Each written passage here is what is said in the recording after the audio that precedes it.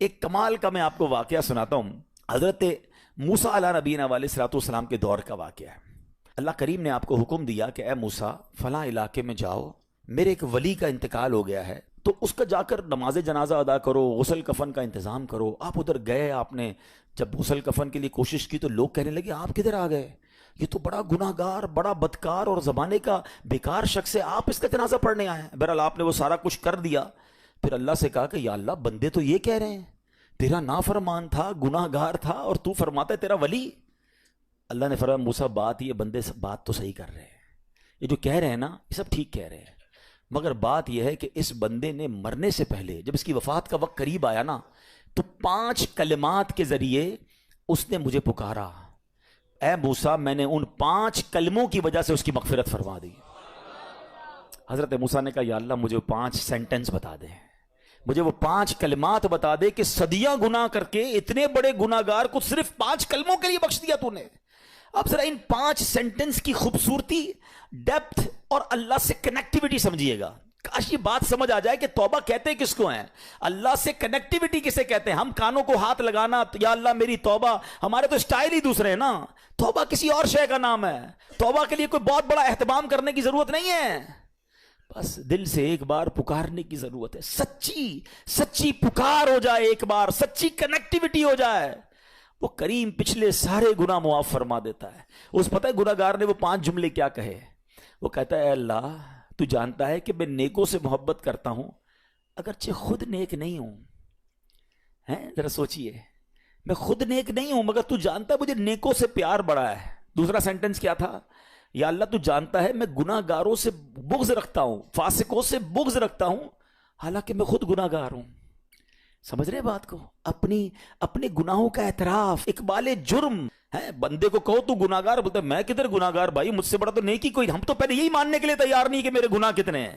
اللہ کی بات دنیا سے چھپا لو، اللہ سے چھپتا نہیں کچھ. ادھر اقبال کریں، ادھر مانیں، ایکسپٹ کریں. ہاں دنیا کی عدالت میں اگر ہم کہیں جا کے اپنا جرم ایکسپٹ کریں سزا سنائی جاتی ہے. سبحان اللہ، میرے رب کی رحمت کے انداز ہی نرالے ہیں، اس کی عدالت کے دستور نرالے ہیں. کوئی سچے دل سے جا کے مان لینا یا اللہ میں سب سے بڑا گناہ گار، اس کی رحمت اس کی بخشش فرما دیتی ہے. اس نے کہا کیا کہا؟ یا اللہ ہوں بڑا گناہ گار، میں گناہ گاروں سے نفرت رکھتا ہوں مگر مولا خود بھی گناہ گار ہوں. تیسرا جملہ کیا تھا؟ یا رب اگر مجھے معلوم ہو جائے نا کہ میرے جنت میں داخل ہونے سے تیری ملکیت میں کوئی کمی آ جائے گی تو پھر میں تیری جنت کا کبھی تجھ سے سوال نہیں کروں گا، کیونکہ مجھے پتا ہے تیری جنت بہت بڑی ہے. مجھے داخل کر کے تیرا کچھ بھی نہیں جانا، تیرا کچھ نہیں جانا، میرا بیڑا پار ہو جانا ہے. تو پھر میں تجھ سے کیوں نہ مانگوں؟ مجھے بخشنے میں تیرا کیا جائے گا؟ تو کریم، تیری جنت بہت بڑی، تیری رحمت بہت بڑی. تو یا اللہ مجھے اگر یہ معلوم ہو جائے کہ مجھے جنت میں داخل کرنے سے تیری ملکیت تھوڑی ہو جائے گی پھر میں جنت نہیں مانگوں گا. چوتھا سینٹنس کیا تھا؟ یا رب اگر مجھے معلوم ہو جائے کہ میرے جہنم میں داخل ہونے سے تیری ملکیت میں اضافہ ہو جائے گا تو میں جہنم سے تیری پناہ بھی نہیں مانگوں گا. اگر جہنم میں ڈالنے سے تیری ملکیت میں، تیرے ملک میں اضافہ ہو رہا ہے تو پھر مجھے ڈال دے جہنم میں راضی ہوں. مگر مجھے پتا ہے کہ مجھے جہنم میں ڈالنے سے تیری ملکیت میں کوئی اضافہ نہیں ہوگا. تو ویسے ہی مالک ہے، تو ویسے ہی خالق ہے، سب کچھ تیرا ہے. اور آخری جملہ سنیے، وہ کیا کہتا ہے؟ یا رب اگر تو مجھ پر رحم نہیں کرے گا تو پھر کون کرے گا؟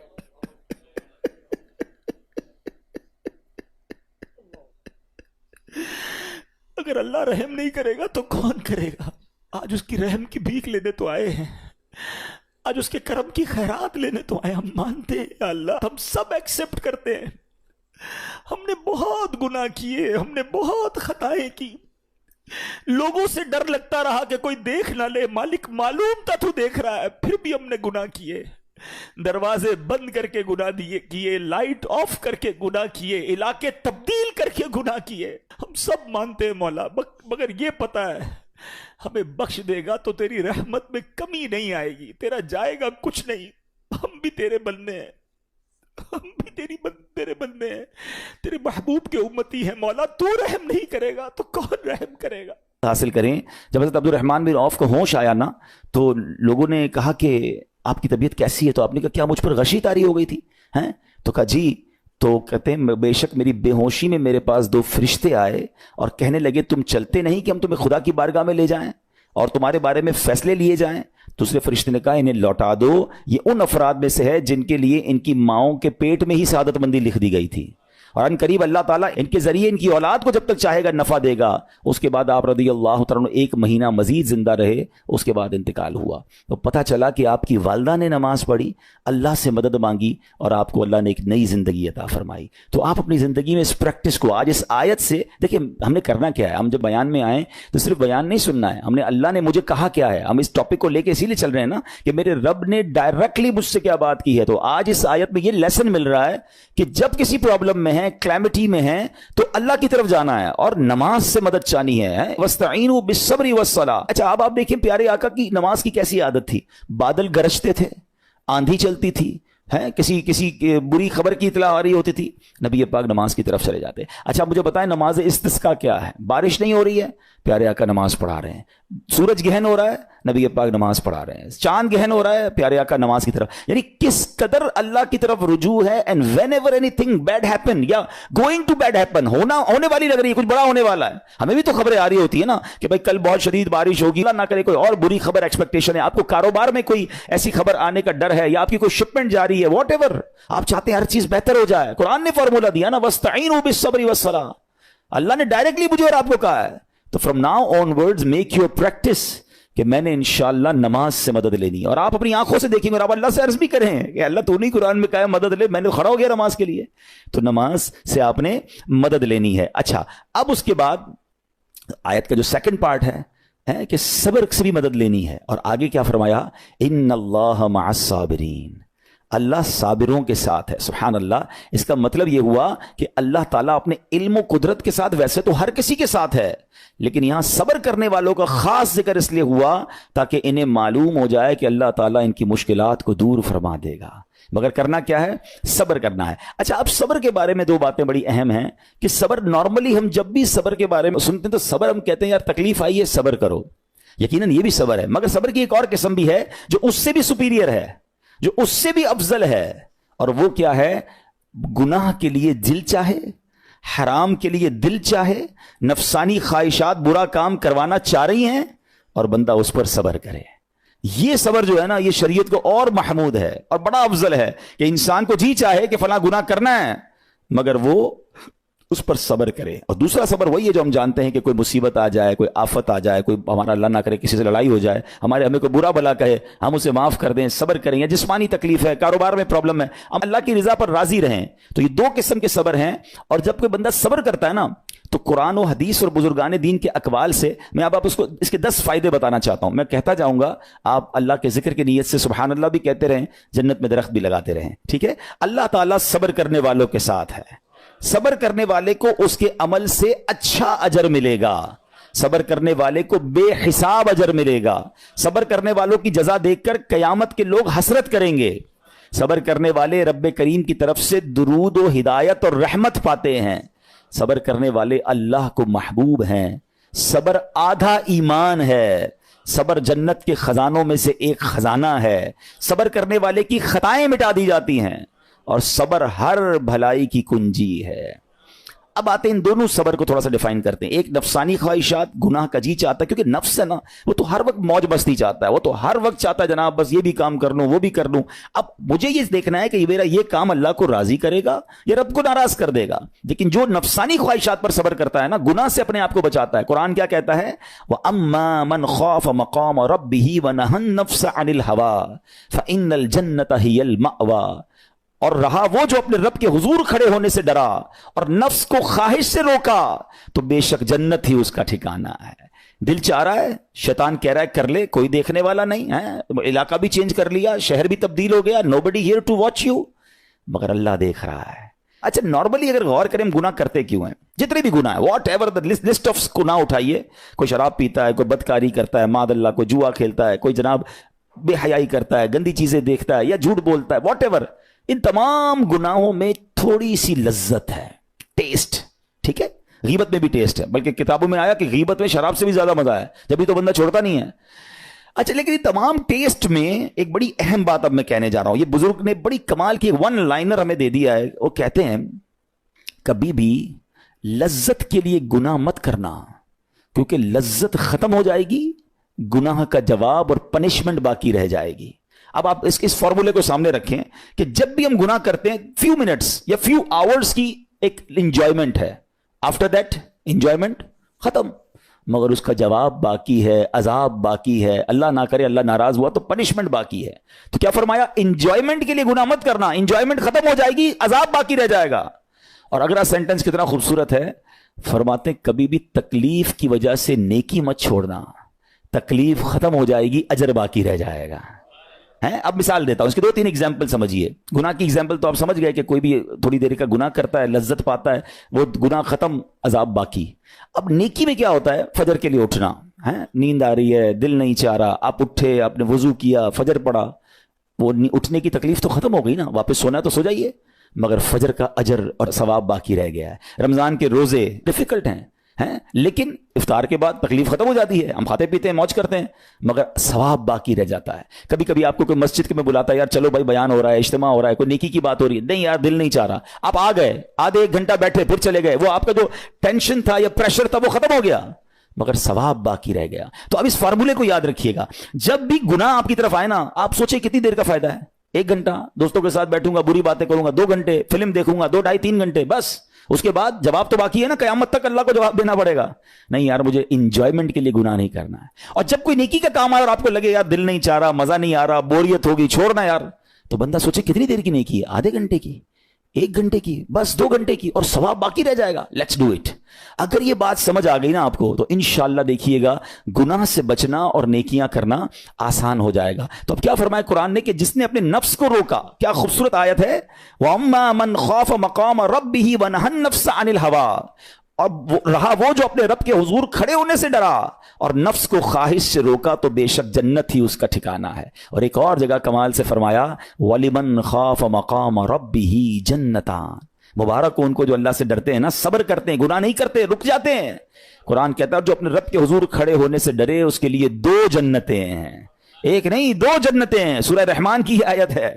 تو پتا چلا کہ نفس کو روکنا یہ آسان بھی نہیں ہے, ہاں دل بہت چاہتا ہے, مگر یہ صبر جو ہے نا, ان اللہ مع الصابرین کا جو معراج ہے, جو ٹاپ آف دا لسٹ صبر ہے, وہ یہ صبر ہے. اچھا اب آتے ہیں ایک اور صبر کی صورت, کہ اب آپ کو کسی نے غصہ دلا دیا, برا بھلا کہا, یا آپ کے مزاج کے خلاف بات ہو گئی, اب آپ نے روکنا ہے اپنے آپ کو. اب غصے کا اظہار نہیں کرنا, لڑائی نہیں کرنی, گالی کا جواب گالی, اینٹ کا جواب پتھر, انگریزی کا مقولہ ہے نا ٹٹ فور ٹیٹ, جیسے کو تیسا نہیں, یہ ہماری شریعت ہمیں نہیں سکھاتی. اچھا آج کل کسی کو کہو نا یار آپ کیوں یار لڑائی کر رہے ہیں, بھائی میں جواب نہ دوں تو لوگ سمجھیں گے کمزور آدمی ہوں, مجھے اپنا روب بھی تو رکھنا ہے, میں بھی تو پتا چلے کون ہوں, اپنا بتاؤں تو صحیح کون ہوں.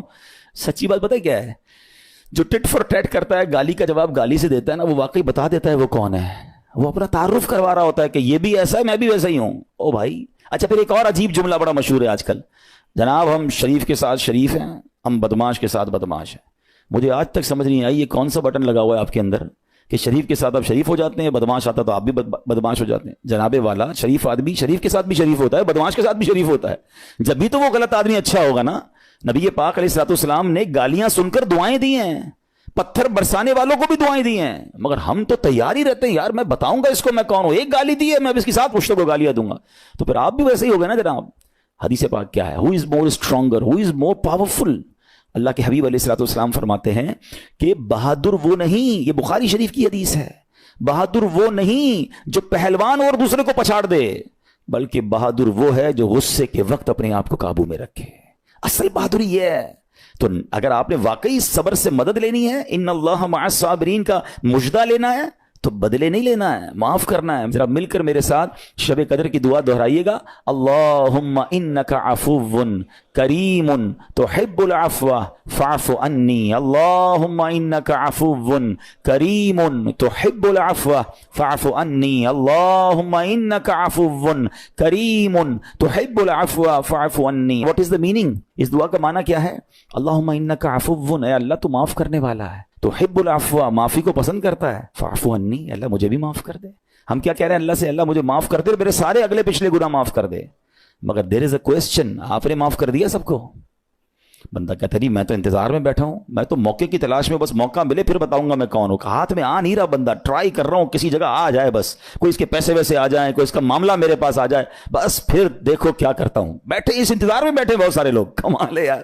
یعنی دشمنیاں پالی ہوئی ہیں, رشتہ داریاں کاٹی ہوئی ہیں, دوستوں کے پاس جا نہیں رہے ہیں, میاں بیوی میں لڑائی ہے, ایک سوری کے لیے بیوی گھر بیٹھی ہے, وہ کہتی شوہر سوری کہہ دے تو میں آ جاؤں گی, شوہر کہتا ہے بیوی معافی مانگ لے تو میں لے آؤں گا. ارے بھائی کوئی بھی آگے بڑھ کے معافی کر لو بھائی, اللہ سے معافیاں مانگ رہے ہو, بندوں کو معاف کرنے کے لیے کوئی تیار نہیں ہے. مجھے خود بتائے نا یہ کیسی دعا ہے کہ اے اللہ تو مجھے معاف کر دے, میں نے کسی کو معاف نہیں کرنا. یہ بنتی ہے دعا؟ اللہ سے پتہ ہے کیا کہیں, اے اللہ میں نے بندہ ہو کر تیرے سارے بندوں کو معاف کر دیا ہے, تو سب سے بڑا معاف کرنے والا ہے نا, اللہ تو بھی مجھے معاف کر دے. Look at the way to talk, یہ مزہ ہے نا بات کرنے کا, پھر دعا کرنے کا لطف بھی آئے گا آپ کو. تو دشمنیاں نہ رکھیں, غصے پر قابو پائیں, معاف کریں. ایک حدیث سن لیجئے, لرزا دیتی ہے, ڈرا دیتی ہے. اللہ کے نبی علیہ الصلوۃ والسلام فرماتے ہیں جو رحم نہیں کرتا اس پر رحم نہیں کیا جاتا. حدیث کا خلاصہ ہے. اور جو معاف نہیں کرتا اسے معاف نہیں کیا جاتا. اب بتائیے, ہم معاف کرتے ہیں, ہم رحم کرتے ہیں, ہم کہتے ہیں اللہ ہم پر رحم کرے, ہم کسی پر رحم نہ کریں. نہیں ہوگا رحم, پہلے اپنے اندر تو لائیے یہ باتیں. اب ایک آیت سنیے گا اس کے تحت ایک واقعہ, اور پھر میں بیان کو کنکلوڈ کرتا ہوں.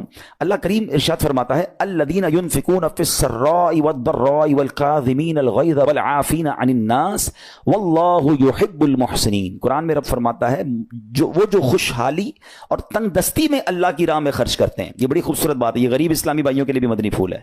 امیر تو خرچ کرتا ہے نارملی, غریب خرچ نہیں کرتا اللہ کی راہ میں. ہمارے قبلہ مفتی قاسم صاحب نے تفسیر قرآن صراط الجنان میں ایک بڑی پیاری بات لکھی. آپ کہتے ہیں پوری دنیا کے امیروں کا سروے کر لینا, ان کی جو پیسے بڑھنے کی ایک وجہ یہ بھی ہوتی ہے کہ وہ کہیں نہ کہیں چیریٹی کر رہے ہوتے ہیں, مدد کر رہے ہوتے ہیں. وہ مدد اور وہ نیکی ان کے پیسے بڑھا رہی ہوتی ہے. اور پوری دنیا کے غریبوں کا سروے کریں تو ان میں سے بڑی تعداد وہ جو خرچ ہی نہیں کرتی اللہ کی راہ میں. کہتے ہیں ہم کیا خرچ کریں, ہم تو غریب ہیں, ہم پر لوگ خرچ کریں. میں آپ کو فارمولہ دے رہا ہوں اور یہ قرآن سے دے رہا ہوں. جو تنگی میں بھی اللہ کی راہ میں خرچ کرتے ہیں, جو خوشحالی میں بھی خرچ کرتے ہیں. آپ تنگی میں آپ روپیہ خرچ کریں, یہ نہیں کہتے آپ 10,000 روپے خرچ کریں, جتنی آپ کی حیثیت. یہ کاروبار ہے, آپ 1 روپیہ دیں گے اور آئے گا, آپ 10 روپے دیں گے اور آپ کسی نہ کسی نیکی کے کام میں خرچ کرتے رہیں, آپ غربت سے باہر آ جائیں گے. If you want to take out yourself from that problem, آپ آئیں اللہ کی راہ میں خرچ کرنا شروع کریں. قرآن کہہ رہا ہے کہ جو تنگی اور خوشحالی میں اللہ کی راہ میں خرچ کرتے ہیں. اور اگلا پارٹ کتنا خوبصورت ہے, فرمایا والکاظمین الغیظ والعافین عن الناس, فرمایا اور غصہ پینے والے اور لوگوں سے درگزر کرنے والے. انعام کیا ہے, واللہ یحب المحسنین, اور اللہ نیک لوگوں سے محبت فرماتا ہے. اور پھر ہاں زندگی میں کلیمٹیز, پرابلم, بیماریاں, مشکلیں, قرآن خود کہتا ہے کہ من قریب تمہیں آزمائیں گے. کبھی بیماری آئے گی, کبھی بھوک آئے گی, کبھی مال کم ہو جائیں گے, کبھی ڈسٹربنس آئے گی, خوف آ جائے گا. تو بی ریڈی فار دیٹ, صبر کرنا ہے, کیونکہ اللہ نے فرمایا وبشر الصابرین, صبر کرنے والوں کے لیے خوشخبری ہے. تو اللہ کرے کہ یہ بات ہمیں سمجھ آ جائے اور ہم اس آیت پر عمل کرنے والے بن جائیں تو زندگی بڑی آسان ہو جائے گی. یہاں ایک میں عقیدے کی بات بھی کلیریفائی کر دوں. کچھ لوگوں کو بعض اوقات کنفیوژن ہوتی ہے یا لوگ کنفیوژن کریٹ کرتے ہیں. مجھے ایک بات بتائیے گا کہ اللہ کیا کہہ رہا ہے, وَاسْتَعِينُوا بِالصَّبْرِ وَالصَّلَاةِ, اے ایمان والو صبر سے اور نماز سے مدد چاہو. کیا صبر اور نماز خدا ہیں؟ بتائیے, نہیں ہے نا, اللہ تو نہیں ہے. ہم صبر اور نماز کی عبادت تو نہیں کرتے. تو جب قرآن کہہ رہا ہے کہ صبر اور نماز سے مدد مانگو, تو غیر اللہ سے مدد مانگنے کا درس تو ہمیں قرآن دے رہا ہے. تو اس کا مطلب یہ ہوا کہ اللہ کے سوا کسی چیز سے یا کسی شخصیت سے مدد لینے کا مقصد یہ نہیں ہوتا کہ ہم اس کی عبادت کر رہے ہیں. اگر آج کے دور میں کوئی اللہ کے نبی سے کہتا ہے کہ یا رسول اللہ انظر حالنا, یا بھر دو جولی میری یا رسول اللہ, تو یہاں کوئی شرک کی بات نہیں ہے, کیونکہ یہاں یہ نیت نہیں ہے کہ ہم ان کو خدا مان رہے ہیں, یا یہ بھی نیت نہیں ہے. ایک بات ایک عقیدہ کلیئر کر دیتا ہوں, پوری دنیا میں عاشقان رسول کا یہی عقیدہ ہے کہ کوئی نبی, کوئی صحابی, کوئی ولی اپنی طرف سے کسی کو کچھ نہیں دے سکتا. وہ سب رب کے محتاج ہیں, اللہ کسی کا محتاج نہیں ہے. جو اللہ کا ہے وہ اس کا اپنا ہے. ہاں اللہ نے اپنے مخصوص بندوں کو کچھ عطائیں کی ہوئی ہیں, کچھ پاورز دیے ہوئے ہیں, وہ اللہ کی عطا سے اگر کسی کو تقسیم کرتے ہیں تو اس میں کوئی پرابلم نہیں ہے. قرآن کہہ رہا ہے اے ایمان والو صبر اور نماز سے مدد چاہو. یہاں ایک اور بات سمجھنی ہے, دنیاوی طور پہ بھی کیا ہوتا ہے کہ آپ کسی باس ہوتا ہے اپنے کسی مینیجر کو پاور آف اٹارنی دے دیتا ہے کہ یہ تمہارے پاس اس پراپرٹی کا پاور ہے, تمہارے पास फलां चीज का पावर है, वो उस पावर के बिहाफ पर वो काम कर देता है, मगर कोई ये नहीं कहता कि he is the owner, actually he have attorney, he have power of attorney. बिल्कुल हमारा भी अकीदा ये है कि अल्लाह ने अपने कुछ मखसूस बंदों को, अपने प्यारों को कुछ इख्तियारात अता फरमाए हैं, और जब वो उन इख्तियारात पर अमल करते हैं तो एक्चुअली वो अल्लाह ही की अता है। हाँ, दुनिया में अगर कोई ये समझता है कि कोई शख्सियत या कोई बुजुर्ग या कोई अल्लाह वाले अपनी तरफ से देते हैं, रब का इसमें कोई दखल नहीं, तो ये शिरक है, ये बात दुरुस्त नहीं है। हमारा सबका अकीदा ये है कि जो कुछ दुनिया में अगर किसी वली, नबी, सहाबी के पास है वो रब का दिया हुआ है, रब की अता है, रब उनको देता है, रब को कोई नहीं देता। रब के पास जो कुछ है वो उसका अपना है। तो ये कॉन्सेप्ट भी क्लियर होता है कुरान पाक की इस आयत